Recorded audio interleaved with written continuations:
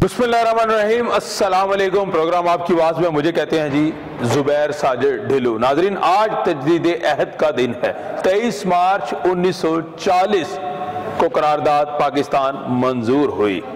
उसकी वजह ये थी कि करारदाद में ये कहा गया था कि जहाँ मुसलमानों के इलाके हैं वहाँ अलग हुकूमत होनी चाहिए बरे सगीर में, और जहाँ हिंदुओं के इलाके हैं वो अलग हुकूमत होनी चाहिए। आखिरकार 14 अगस्त 1947 को, यानी 7 साल बाद उस करारदाद जो मंजूर हुई थी उसका वजूद आया और पाकिस्तान कायम हो गया। इस सिलसिले की कड़ी में जितने भी तहरीके पाकिस्तान कारकुनान हैं, उस वक्त के जो लोग हैं साथ चल रहे हैं, जिन्होंने अपने आंखों देखा हाल देखा कि 23 मार्च 1940 को क्या हुआ, किस तरह करारदाद मंजूर हुई। मंटो पार्क, जहां आज ग्रेटर इकबाल पार्क है, मीनार पाकिस्तान है, वहां क्या सूरत हाल थी, किस तरह लोग इकट्ठे हुए, कायद आज़म ने क्या इरशादात फरमाए, लोगों में कितना जोश वलवला था, ये उन लोगों की जुबानी सुनेंगे आज के प्रोग्राम में कि जो लोगों ने आंखों देखा हाल देखा। वही आंखों देखा हाल हमें भी बताएंगे, आप भी सुनिएगा, और मज़ेदार कहानियाँ, कायद आज़म से उनकी मुलाकातें और सारे सिलसिले आज हम प्रोग्राम में लेकर आएंगे। मेरे साथ चलिए उन लोगों से बात। 23 मार्च का दिन है और इस हवाले से जो है हम गुफ्तगू कर रहे हैं मुख्तलिफ उन अफराद से जिन्होंने अपनी आंखों से वो ज़माना देखा, और सारी सूरत हाल से आज हमें आगाह करेंगे, रहनुमाई करेंगे, आप लोगों के लिए भी हमारे लिए भी। इब्राहिम ताहिर साहब मेरे साथ मौजूद हैं, जो कि कारकुन हैं तहरीक के, गोल्ड मेडलिस्ट है माशाल्लाह। बहुत शुक्रिया सर वक्त देने का। आपका भी शुक्रिया, अल्लाह आपको खुशोखुर्रम रखे। आमीन आमीन। सर ये बताइएगा कि 23 मार्च 1940 कितनी उम्र थी आपकी उस वक्त और क्या देखा? मेरी उम्र, मैं 5वीं जमात में उस वक्त पढ़ता था, उम्र का आप अंदाज़ा खुद ही लगा सकते हैं।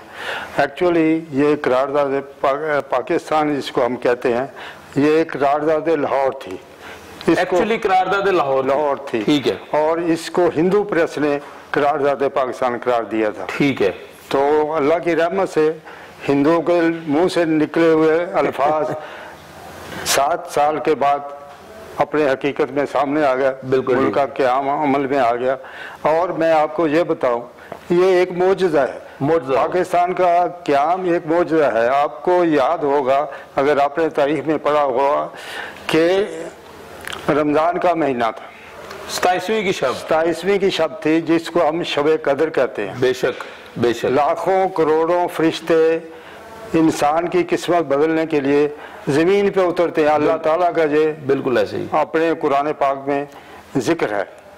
इस रात को इस मुल्क का क़याम अमल में आया, लाखों लोग उस वक्त सजदे में पड़े हुए थे, उसकी रहमत के तलबगार थे। तो ये तारीख जो मुकर्रर हुई, ये अल्लाह ताला की रहमत से हुई। अंग्रेज़ों और हिंदुओं ने तो 14-15 की रात अपने ख्यालों के हिसाब से मुकर्रर की थी, लेकिन ऊपर वाला जो देख रहा था,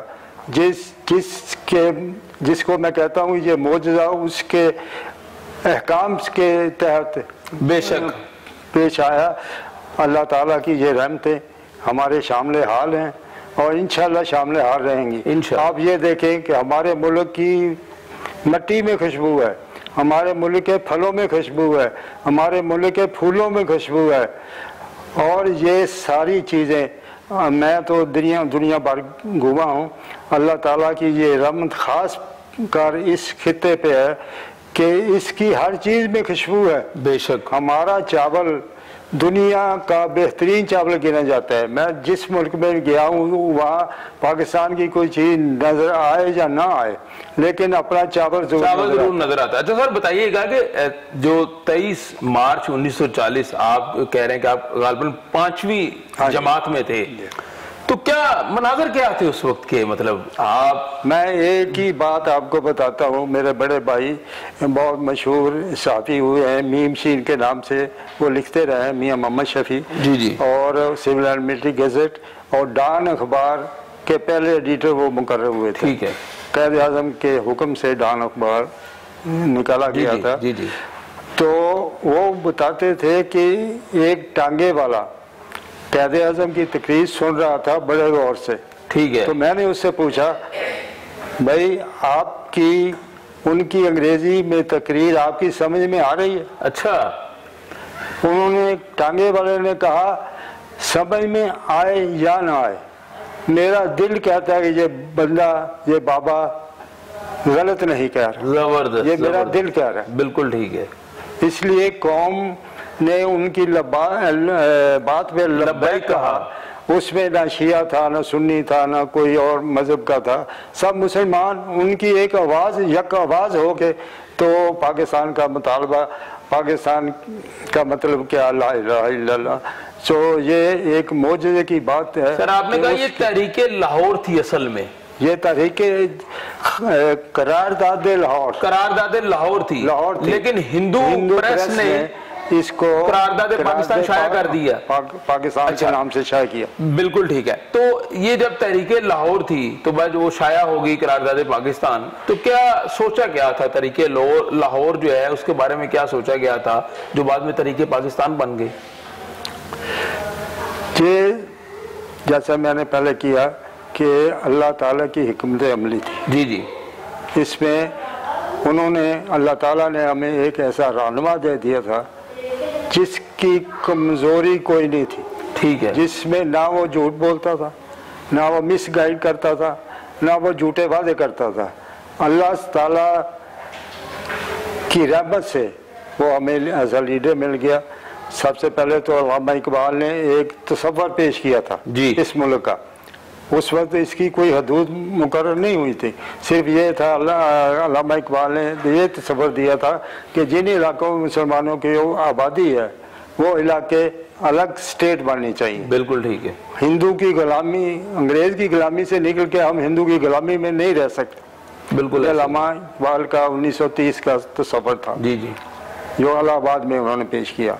उसके बाद कायदे आज़म उस वक्त इंग्लैंड में थे, कायदे आज़म को खतूत लेके उन्होंने बुलाया। ठीक है। कि ये शख्स है जो कौम की रहनुमाई सही तरीके से, पाकिस्तान में बहुत से लीडर थे, आपको याद होगा मुस्लिम लीग का क्या 1906 में ढाका में अमल में आया था।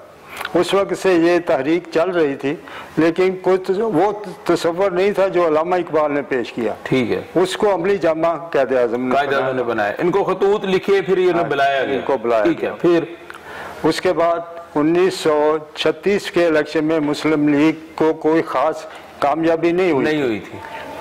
कायदे आज़म की क़ियादत जब उनको मुयस्सर आई तो 1900, उसके बाद 1940 के बाद जो पहले इलेक्शन हुए उसमें मुसलमानों की जितनी सीटें थी वो सारी मुस्लिम लीग ने जीती। मुस्लिम लीग ने जीतनी। क्या में पाकिस्तान हमारे सामने नजर आना शुरू हो गया। ठीक है। मैं उस वक्त 5वीं जमात में पढ़ता था, स्कूल में हमने एक बच्चा मुस्लिम लीग बना रखी थी। अच्छा।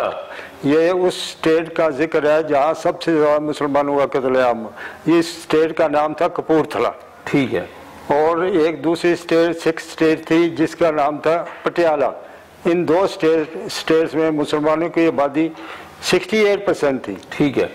लेकिन सबसे ज्यादा कत्लेआम, क्योंकि महाराजे गैर मुस्लिम थे, सिख थे, सबसे ज्यादा इन दो स्टेट्स में कत्लेआम हुआ। लेकिन आपने कहा बच्चा मुस्लिम लीग बना ली। जी हाँ। जिस स्कूल में आप पढ़ते थे वहां बनी, किसका ये आइडिया था, कैसे ये बनाई गई? कपूरथला में सरकारी स्कूल था, उसको कहते थे जलौ खाना स्कूल। ठीक है। जलौ खाना कहते हैं जहाँ से महाराजा की सवारी निकलती है हाथियों पे बैठ के। ठीक है। वहाँ स्कूल था। हाँ, 10 मुसलमानों में तालीम का इतना ज्यादा शौक नहीं था। मेरे वालिद साहब जिम्मेदार थे, वो भी मेरी पढ़ाई के खिलाफ थे। ठीक है। वो कहते थे जिम्मेदारी करें, बच्चा बाबू बन गया तो हमारे साथ हल चलाने वाला या बैलों को, भैंसों की देखभाल करने वाला कौन रह जाए। बिल्कुल ठीक है। तो लेकिन मेरी वालदा को बहुत शौक था तो उसने मुझे स्कूल में दाखिल कराया। तो वहाँ हमारे एक उस्ताद थे मुस्लिम, बाकी सारे उस्ताद सिख या हिंदू थे। ठीक है। एक मुसलमान उस्ताद से उसने मुझे एक दफ़ा, हमने उनसे मशवरा किया कि हम एक बच्चा मुस्लिम लीग बनाना चाहते हैं, जैसे हमारे बुजुर्ग शहर में जुलूस निकालते हैं, नारे लगाते हैं, बन के रहेगा पाकिस्तान, लेके बट के रहेगा हिंदुस्तान। तो उन्होंने हमें कहा ऐसे करो कि तुम मुस्लिम लीग का झंडा ग्रीन रंग का होता था। ठीक है। उन्होंने कहा ग्रीन रंग की शर्ट्स बनाओ और सफेद निकरें बनाओ। ठीक है। 10-12 बच्चे, बिल्कुल ठीक, 10-12 बच्चे मुसलमानों के थे उस स्कूल में। ग्रीन शर्ट्स और सफेद निकरें। ठीक है।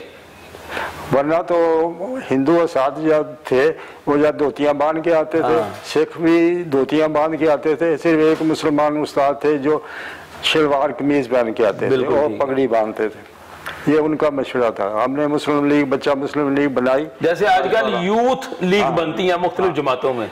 स्कूल से निकल के हम गली मोहल्लों में फैल जाते थे, अपने जो 10-12 लड़के थे तो नारे लगाते रहते थे, जैसे हमारे बुजुर्ग लगाया करते थे, जुलूस निकाला करते थे, बट के रहेगा हिंदुस्तान, बन के रहेगा पाकिस्तान, पाकिस्तान का मतलब क्या है, ला इलाहा इल्लल्लाह। उन्हीं उस्ताद साहब ने, हमारे मुस्लिम जो उस्ताद थे, उन्होंने हमें एक दफ़ा बताया कि क़ायद आज़म जलंधर तशरीफ ला रहे हैं। ठीक है। मैं घर आके वालदा को कहा कि मैं तो क़ायद आज़म बाबा जिन्ना उसके कहते थे क़ायद आज़म को, मैं तो बाबा जिन्ना को देखने जलंधर जाना चाहता हूँ। ठीक है। वालिद साहब आखिर मान गए। वो हम जलंधर क़ायद आज़म मरहूम की आमद से एक दिन पहले हम जलंधर शहर पहुँच गए। वहाँ मेरी फूफी जान रहती थी। रात को हम उनके घर से ठहरे। सुबह हमें मालूम हुआ कि 10 बजे के करीब उनकी ट्रेन यहाँ आएगी जलंधर। किस शहर से आप गए थे जलंधर? कपूरथला से। कपूरथला से ये कितना फासला था? तकरीबन 12-13 मील। यानी वहाँ से आप जलंधर गए, अपनी फुफ्फो की तरफ स्टे किया और सुबह क़ायद आज़म ने आना था वहाँ। ठीक है। तो सुबह वाले साहब, चूँकि पूरे पंजाब के लोग वहाँ उनके इस्तकबाल के लिए जमा हो चुके थे, रेलवे स्टेशन पे तिल धरने को जगह नहीं थी। बिल्कुल ठीक है। वालिद साहब ने मुझे कंधों पे उठा लिया। अच्छा। तो क़ायद आज़म की ट्रेन जैसे ही आके रुकी तो नाराबाजी शुरू हुई, क़ायद आज़म जिंदाबाद, पाकिस्तान जिंदाबाद, बट के रहेगा हिंदुस्तान, बन के रहेगा पाकिस्तान। ये कौन सा सन चल रहा था उस वक्त? ये गालबन 46 था। 46 था, यानी पाकिस्तान के क़याम से 1 साल पहले तकरीबन। हाँ, मुझे सही तारीख याद नहीं है, तारीख याद नहीं है। तो वालिद साहब ने मुझे कंधों पे उठाया हुआ था। ठीक है। हजूम था बहुत ज्यादा। वो जैसे ही क़ायद आज़म ने ऐसे हाथ, अपने दरवाज़ा खोला अपने कंपार्टमेंट का, ऐसे हाथ खड़ा किया ताकि वो कुछ इरशाद फरमा सके, एकदम खामोशी छा गई। मैं वालिद साहब के कंधे पे चला हुआ हूँ, वैसे ही नारेबाजी कर रहा। लोग एहतरामन खामोश हो गए जैसे क़ायद आज़म का दीदार हुआ लोगों को। तो मैं खामोश नहीं हुए, आप कंधों पे नारे लगा रहे थे, उछल रहा हूँ और नारेबाजी कर रहा हूँ, बन के रहेगा पाकिस्तान। क़ायद आज़म ने मुस्कुराया। क़ायद आज़म ने ऐसे हाथ करके वालिद साहब को करीब बुलाया और मेरे कंधे पे ऐसे हाथ रखा तो मैंने देखा बाबा जी ना। जबरदस्त। मैं एकदम खामोश हो गया और मैं आज भी क़ायद आज़म के हाथ का लम्स अपने कंधे पे महसूस करता हूँ। मैं बहुत अपने लिए जिंदगी भर के लिए एक एजाज समझता हूँ। जबरदस्त। उसके बाद हमारी रियासत में भी, कपूरथला में भी क़ायद आज़म तशरीफ लाए थे और हमारे जो स्टेट के वज़ीर आज़म थे उनका नाम था अब्दुल अजीज़ और उन्होंने इनवाइट किया था क़ायद आज़म को। तो महाराजा की इजाज़त से महाराजा ने कहा मुसलमानों का एक अजीम हमारी रियासत में आ रहा है तो इसका इस्तकबाल हम शाही तरीके से करेंगे। और क़ायद आज़म की आमद पर मेरे दादा जान सूबेदार पीर मोहम्मद मुस्लिम लीग नेशनल गार्ड के सलार थे कपूरथला में, तो उनकी हिफाजत का जिम्मा मेरे दादाजी के साथ। बिल्कुल ठीक है। चूँकि सिक्योरिटी के मसाइल थे तो रियासत की जो सिक्योरिटी थी वो भी उनकी निगरानी कर रही थी, उनकी हिफाजत कर रही थी, लेकिन वो महाराजा के महल्लात में ठहरने के बजाय वो अब्दुल अजीज फल्क पैमा उनका तखल्लुस था, उनकी कोठी में ठहरे जो हमारे घर के बिल्कुल करीब थी। तो वहाँ बहुत दफ़ा मुझे क़ायद आज़म की ज़ियारत हुई और फिर उन्होंने वहीं जुमा पढ़ा। जुमे की नमाज उन्होंने कपूरथला की शाही मस्जिद में अदा की और अल्हम्दुलिल्लाह के मुझे बड़े करीब से उनको देखने का बार-बार मौका मिला। इब्राहिम ताहिर साहब, आप तो खुशकिस्मत इंसान हैं क्योंकि आपके कंधे पे भी बाबा कौम क़ायद आज़म ने हाथ रखा और आज माशाल्लाह आपका जो है कंधा वो सलामत है, तो आपको वो मेमोरीज रिकॉल होती होंगी। तो आपका साया जो है वो सलामत रहे। हमारे जैसे जो नौजवान हैं या दीगर जो प्रोग्राम देखने वाले नौजवान हैं, आजकल की दुनिया वो ये गुफ्तगू सुन के यकीनन जो है वो एंजॉय करेगी। और तारीख जो है, तारीखदान जिनकी आंखों के सामने तारीख गुजरी, वो उन्हें सुनकर यकीनन जो है खुश होंगे। और तारीख जी जी जी जी, पाकिस्तान शब कदर को बना, बिल्कुल अल्लाह ताला की रहमत से, मोजज़े से। बेशक इसको जिसने भी नुकसान पहुंचाया वो अपनी तबई मौत नहीं मरा। बिल्कुल, ये मैं आपको मैं नाम गिन के बता देता हूँ तफसील में। तफसील अभी ये फरवरी के इनके जो शुमारा है ना नजरिया पाकिस्तान, उसमें छपी हुई है, पूरा मेरा आर्टिकल छपा है। सबसे पहले माउंट बैटन ने हमारे कुछ इजला काट के इंडिया को दे दिए, इसलिए कि उन्होंने उसको गवर्नर जनरल मान लिया था। ठीक है, कायदे आजम को उसने तजवीज़ किया कि मुझे दोनों मुल्क गवर्नर जनरल मान। कायदे आजम ने कहा हमने पाकिस्तान इसलिए नहीं बनाया कि दोबारा तुम्हारी गुलामी या गला अपने गले में डाल लें, तो वो उससे नाराज हुआ। आपको इल्म है कि पाकिस्तान का जो आज़ादी का ऐलान 15 को हुआ, 15 अगस्त को, यानी उससे 2 दिन बाद ईद उल फितर आ रही थी। और बाउंड्री कमीशन ने जो हदबंदी का ऐलान किया वो 17 को किया। ठीक है, तो इस दौरान 2 दिन के दौरान उन्होंने हमारे काफ़ी इलाके काट के इंडिया की झोली में डाल दी। बिल्कुल ऐसे ही माउंट बैटन ने यह काम किया। उसकी कश्ती के नीचे वो मछलियाँ पकड़ने जा रहा था, 1979 की बात है, मछलियाँ पकड़ने जा रहा था। उसी कश्ती के नीचे आयरिश रिपब्लिक आर्मी, आयरलैंड उस वक्त आज़ादी मांग रहा था, जैसे हमने आज़ादी हासिल की थी, आयरलैंड उसका सूबा है, वो भी आज़ादी मांग रहा था। तो उसकी कश्ती के नीचे बम लगा दिया उन्होंने, आयरिश रिपब्लिक आर्मी ने। और वो बम जैसे वो समुद्र में थोड़ा गया, वो बम फटा, बम फट गया। उसका गोश्त उसके खानदान समेत मछलियों ने खाया। बिल्कुल ठीक है। इंदिरा गांधी ने पाकिस्तान को नुकसान पहुंचाया, ईस्ट पाकिस्तान काट के उन्होंने बांग्लादेश बनवाया। वो उसके दोनों बेटे, उसको उसके मुआवजों ने कत्ल किया, इंदिरा गांधी को। उसका छोटा बेटा जहाज क्रैश में हलाक हुआ, और उसका बड़ा बेटा जो बाद में राजीव गांधी के नाम से वजीर आजम बना, वो बम ब्लास्ट में हमारा। सिंपल बात ये समझ आई है कि जिन्होंने पाकिस्तान को नुकसान पहुंचाने की कोशिश की या सोचा कि पाकिस्तान को नुकसान पहुंचाया जाएगा, वो तबई मौत नहीं मरे। इसी तरह मुजीब रहमान का असर हुआ। जी जी, कुदरती तौर पे जो है उन पे कोई अल्लाह की तरफ से ऐसा, अल्लाह की तरफ से, इसलिए कि शब कदर में बना था। बेशक ये मौजज़ा है, मौजज़ा है, इसमें कोई शक नहीं। हमारे जिन लीडरों ने इस पाकिस्तान को अलग करने में किरदार किया, उनका भी यही असर, बिल्कुल ऐसे, और आइंदा भी यही असर होगा। चले, बहुत शुक्रिया जी। इब्राहिम साहब हमारे साथ मौजूद थे, पाकिस्तान की तारीख से हमें आगाह कर रहे थे। लेकिन यहाँ वक्त है छोटी सी ब्रेक के बाद वापस आते हैं और दीगर जो तहरीक के कारकुन हैं उनसे गुफ्तगू करते हैं। के बाद नाज़रीन खुशामदीद बात हो रही है 23 मार्च 1940 के हवाले से, यानी कि आज के रोज के दिन की बात हो रही है कि आज क्या हुआ था 1940 में। हमारे साथ मौजूद हैं कर्नल रिटायर्ड सलीम साहब। इनसे जानने की कोशिश करते हैं कि इन्होंने क्या आंखों देखा हाल, उस वक्त हमें क्या अभी रहनुमाई करेंगे, उस वक्त क्या सूरत है इन्होंने देखी। कर्नल साहब बहुत शुक्रिया वक्त देने का। सर 23 मार्च 1940, कितनी उम्र थी आपकी, क्या देखा उस वक्त? मैं जी उस वक्त 7वीं जमात का इम्तहान मैंने पास किया था। अच्छा, 8वीं जमात में चला था। ठीक है, तो उस वक्त प्रोसीजर ये था कि मैट्रिक के इम्तिहान जो हैं वो मार्च में होते थे। ठीक है, मार्च के पहले सोमवार को। बिल्कुल ठीक है। और स्कूलों के इम्तिहान भी जिनमें सेंटर नहीं होते थे, वो पहली कोई इम्तिहान शुरू हो जाते थे सारे स्कूल के, और जल्दी खत्म करके नतीजा निकलता था। बिल्कुल ठीक है। तो वो नतीजा निकल के हम मैं 8वीं में था, तो मियाँ अमीरुद्दीन, मियाँ बशीर अहमद भगवानपुर वाले, जी जी, मियाँ अमीरुद्दीन, जी जी, मियाँ सली के वाला, जी जी, ये दोनों मुस्लिम लीग पंडाल कमेटी के मेंबर थे। ठीक है।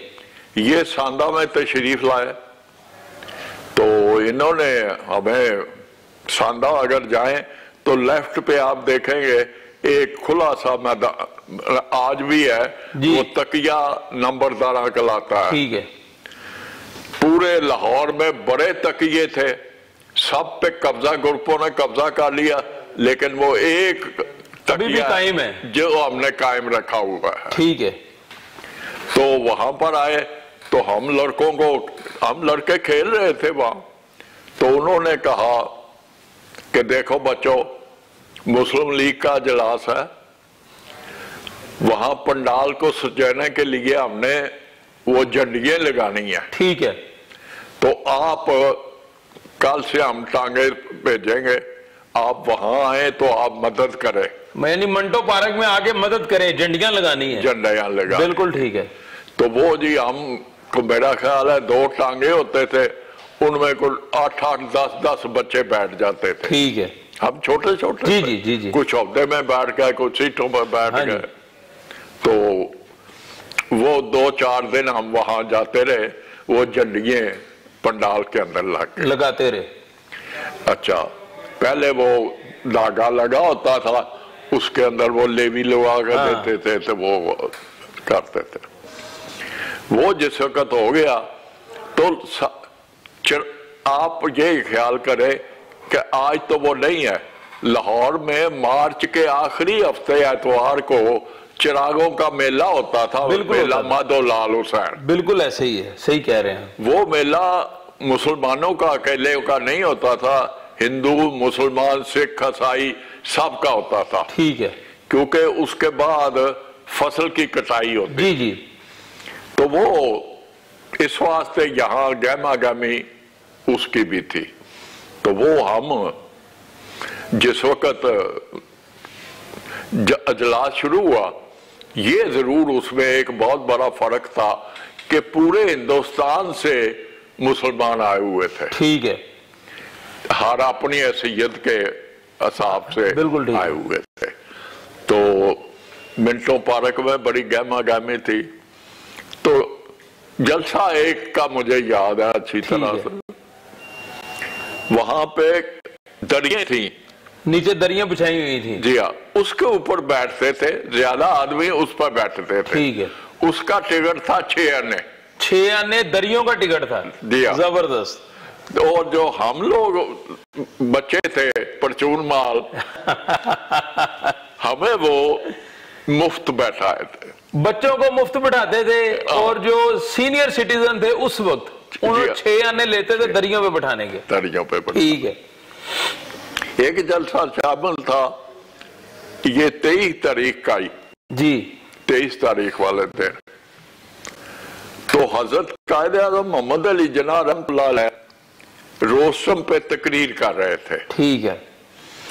तो इतनी देर में हम जिधर हम बैठे थे ना, उसके इस तरफ दानी तरफ से शोर उठा, शेरे बंगाल जिंदाबाद, शेरे बंगाल जिंदाबाद। वो जिस वक्त शोर उठा तो हजरत कायदे आज़म रहमतुल्लाह अलैह ने वहां माइक से पीछे हट गया। हटने से पहले कहा, देखें, वो इंग्लिश उनकी जो थी बड़ी सुपीरियर थी, लेकिन ये फिक्र उन्होंने उर्दू में बोले। ठीक है। देखे भाई, जिस वक्त शेर आता है मेमना भाग जाता है। ठीक है। ये मेमना भागेगा नहीं, पीछे हट के बैठ जाएगा ताकि शेर गुजर जाए चुपके से। अच्छा, जबरदस्त जबरदस्त। अच्छा, तो इतनी देर में शेरे बंगाल मौलाना मौलवी फजल हक जी जी, जो वहां के वजीर आजम थे, वो कापी थी या पता नहीं क्या इस तरह हाथ में पकड़े हुए झूमते जामते आए। उन्होंने रूमी टोपी पहनी हुई थी आदि, जिसका फुंदना नहीं होता था। तो वो जब आके अपनी कुर्सी पे बैठ गए तो हजरत कायदे आज़म मोहम्मद अली जिन्ना रहमतुल्लाह अलैह ने फिर तकरीर शुरू कर दी, वक्फा दे दिया बीच में सारी सूरत हाल। ठीक है। जिस वक्त तकरीर शुरू कर दी, सब ने सुनी, तो ये एक शोर उठा मुसलमानों में कि मुसलमानों ने अपना हदूद मुतय्यन किया है और एक गोल है जो उन्होंने अचीव करना है। ठीक है, ये सबके ख्याल में था। ये 23 मार्च 1940 को जो करारदाद मंजूर की गई थी, जी हाँ, तब ये लाएअमल तय किया गया। जी हाँ, कि हमें इसके ऊपर अमल करना चाहिए। बिल्कुल ठीक है, इसको अचीव करने के लिए, यानी बड़े सगीर में जितने मुसलमान हैं इनको लिए अलग जो है एक वतन होना चाहिए, ये फैसला हो गया। जी हाँ, ठीक है। अच्छा, लेकिन दूसरे रोज जितनी हिंदू अखबारें थी सबका हेडिंग इस तरह का था कि उसका मतलब निकलता था कि मुसलमानों ने पाक जमीन का मुतालबा कर दिया। अच्छा, ये अखबारों की जो सुर्खियां थी, जी अखबारों की सुर्खियां थी, मुख्तलिफ सुर्खियां, लेकिन मतलब एक ही था। यानी 24 मार्च 1940 जिस दिन तकरीर हुई, करारदाद मंजूर हुई, उससे अगले दिन सुर्खियां जो लगी, जी उसमें ये सुर्खियां छपी जी कि मुसलमानों ने पाक जमीन का मुतालबा कर दिया। ठीक है, वो आहिस्ता आहिस्ता पाक जमीन से पाकिस्तान बन गया। जबरदस्त जबरदस्त जी। ये नाम हमें हिंदुओं ने दिया, हिंदुओं ने दिया और हमने उसको छाती से लगाया है। बिल्कुल ठीक है।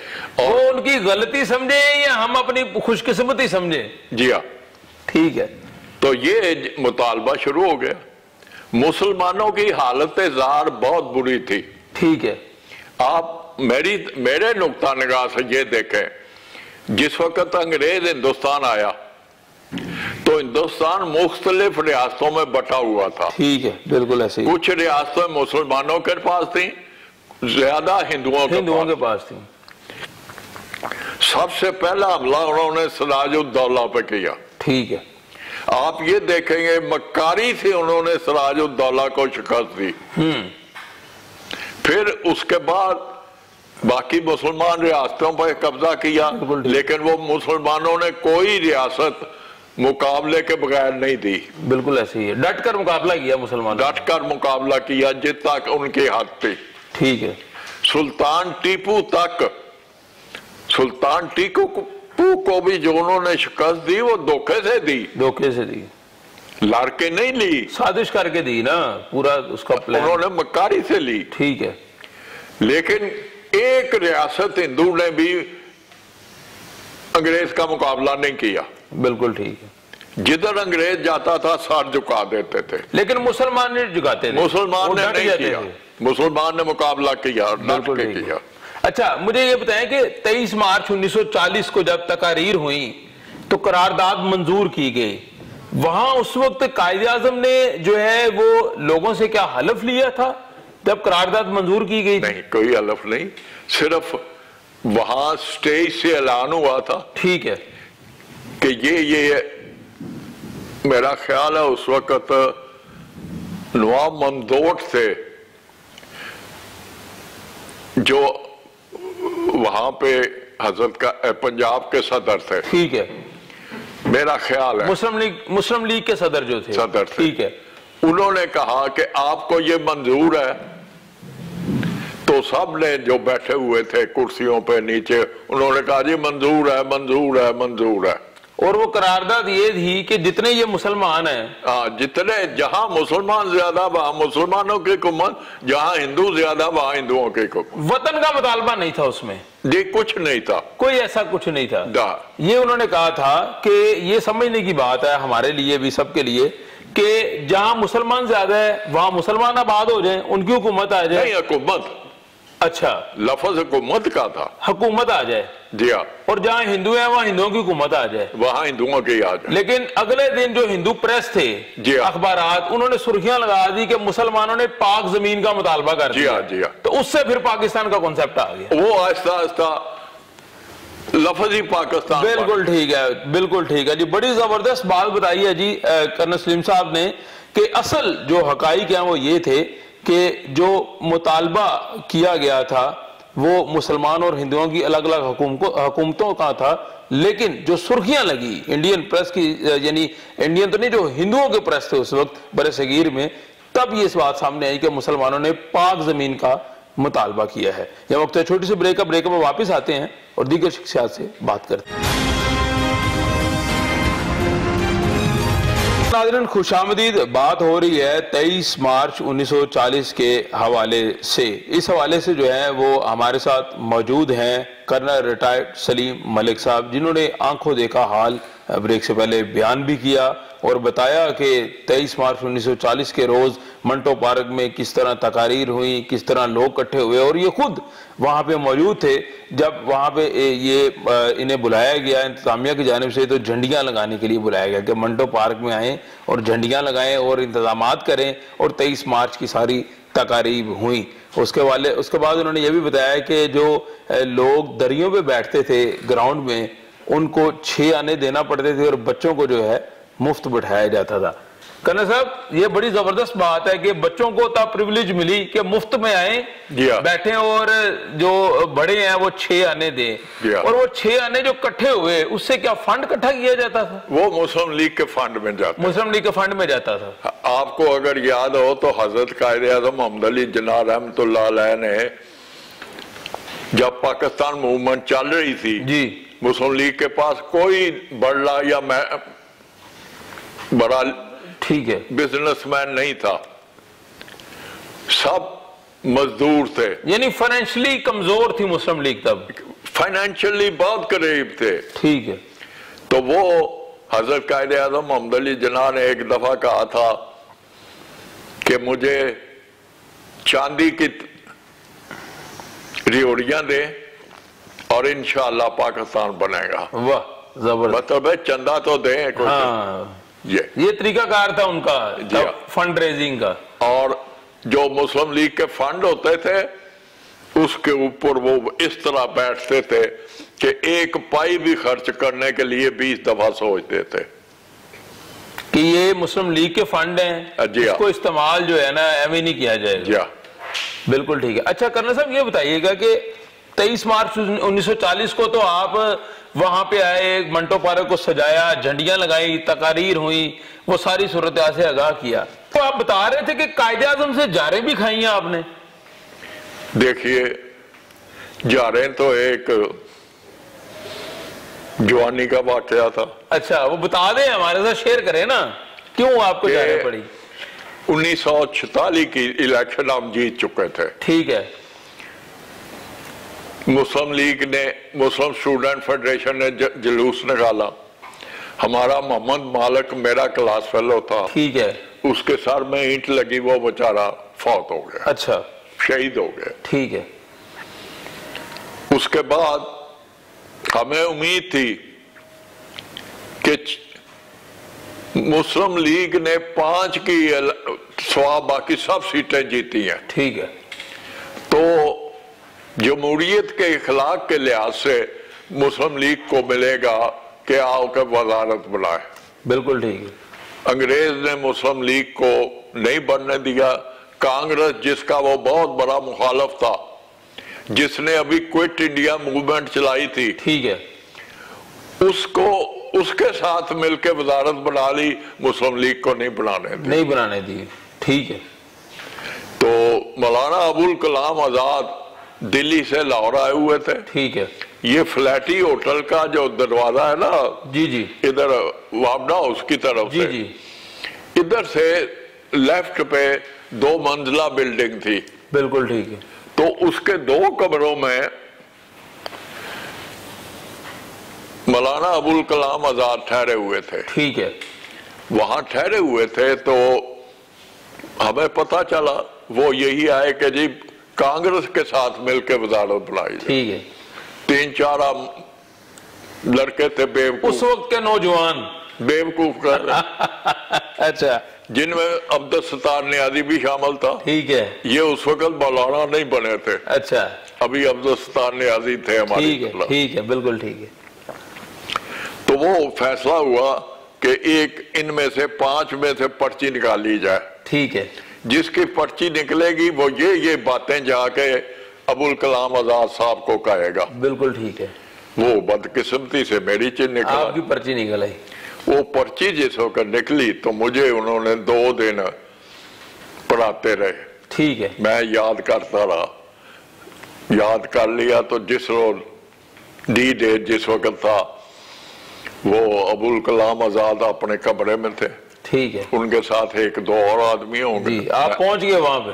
मैं अंदर चला गया, ये बाहर बरामदे से पिछली तरफ थे। ठीक है। आ गए थे। मैंने उनको जाते ही मौलाना साहब ये मौलाना साहब ने इतने जोर से चीख मारी कि पूरे होटल को पता चल गया कि कोई चिल्ला रहा है। तो आपने क्या बातें कही थी? नहीं ये मैं सॉरी मैं अच्छा ये राज की बातें हैं? नहीं राज की नहीं, मुझे शर्म आती है खुद। अच्छा। मुझे नहीं कहना चाहिए था। ठीक है, बिल्कुल मुझे नहीं कहना चाहिए था। ठीक है। तो वो इतनी में जब वो शोर मचा तो बाहर में जो कांग्रेस के स्टूडेंट थे वो अंदर आ गए। उन्होंने अभी पकड़ का मेरी मुरम्मत शुरू करने वाले थे। अच्छा। तो इन्हें अब्दुल्ला भट्ट अंदर आ गया। ठीक है। वो कांग्रेसी थे। जी जी। वो कहते हो सलीम तू किथे?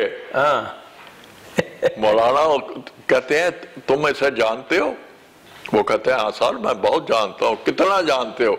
सर मैं इतना जानता हूँ जितना आप कांग्रेस के लिए कर सकते हैं ये उससे दुगना मुस्लिम लीग के लिए करेगा। वाह वाह क्या बात है। उसने कहा छोड़ो दिखा लो इसको बाहर। उन्होंने मुझे धक्का दिया, मैं बरामदे में गिर पड़ा, वहां से उठ के उनके साथ चला गया। अब्दुल्ला भट्ट ने किसी न किसी तरह से वो बात बाबा कौम को बता दी, हजरत कायदे आज़म मोहम्मद अली जिन्ना तक पहुंचा दी। ठीक है। जब हजरत कायदे आज़म मोहम्मद अली जिन्ना तक पहुंची तो वो बड़ा गुस्से हो गए। जी ठीक है। उन्होंने कहा my boy doing this thing. तो उन्होंने मुझे खुले कागज पे लिखा कि you have done the wrong thing, go and apologize from him. The person who apologizes is not a small person but is a bigger than any person. बिल्कुल ठीक है। You go and apologize. बिल्कुल ठीक है। वो चिट्ठी मुझे पड़ी। मैं मौलाना साहब के पीछे बड़ी दफा गया, आखिर पाकिस्तान भी बन गया। तो वो जिस वक्त बाहर जाते थे ना जी जी। तो कराची में रोक के जाते थे। ठीक है। तो मैं कराची में भी गया जहां वो ठहरते थे।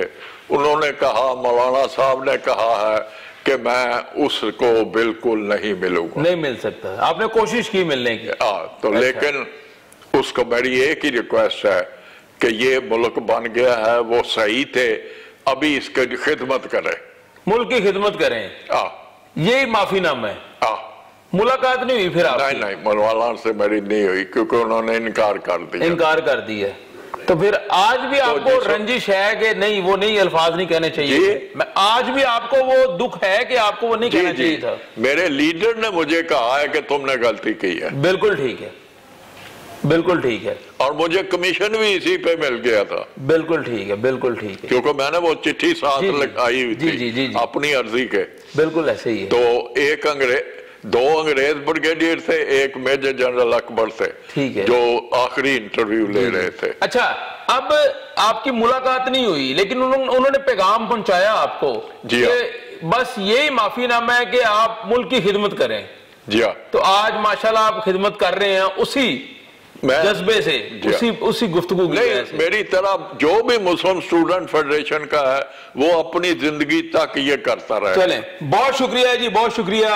कर्नल रिटायर्ड सलीम मलिक साहब मेरे साथ मौजूद हैं जी, और ये तहरीक पाकिस्तान के कारकुन हैं, बड़े सरगर्म कारकुन रहे। अब भी जो है वो कोशिश करते हैं कि जो तारीख है वो जिंदा रहे और जो असल तारीख है उससे हमारे आज का जो पाकिस्तानी है वो उससे आगाही ले सके। और आज का दिन जो है 23 मार्च 1940, आपके सामने हमने आपको बताया कि 23 मार्च 1940 के दिन तकारीर कैसे हुई, मंटो पार्क में कैसे झंडियां लगी। इससे पहले इब्राहिम ताहिर साहब ने बताया कि कायदे आज़म को देखने की झलक के सिलसिले में वो एक दूसरे शहर पहुंचे जलंधर, और वहां अपनी फूफी के घर ठहरे और कायदे आज़म ने उनके कंधे पे हाथ भी रखा। ये भी एजाज की बात है। और कर्नल साहब के लिए एजाज की बात यह है कि कायदे आज़म से इन्हें उस बात पर डांट पड़ी, ये भी उसको एजाज समझते हैं। इसके साथ ही अपने मेजबान जुबैर साजिद ढिल्लू को इजाजत दीजिए। अल्लाह हाफिज।